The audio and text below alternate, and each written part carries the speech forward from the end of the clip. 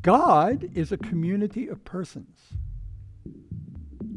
And so what are the connections, the relationships, the quality of the relationships between members of the Trinity? God is love. Love is how the persons of the Trinity relate. The persons of the Trinity submit to one another in love.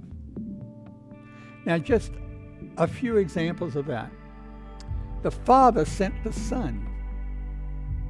So we can imagine one day the Father came to the Son and says, I'm sending you on earth to become part of the material world that we created.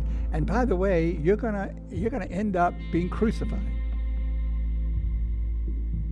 And the Son's response was submission.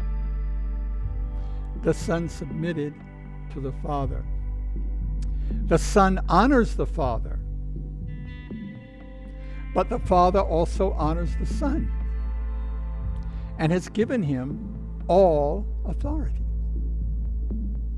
You know, if you think about the Father giving the Son all authority, you could think of Matthew 28, verse 18, where Jesus says, all authority on heaven and earth has been given to me.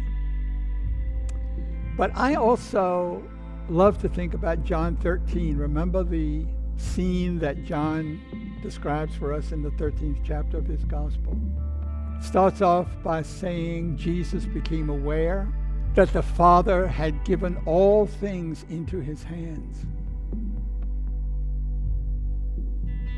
and that he had come from God and he was going back to God, and all things had been given into his hands.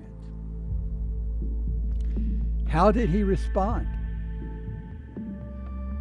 How would we have responded if we had become aware that God had given all things into our hands? How did Jesus respond? He laid aside his outer garment. He took a towel and wiped it around his waist.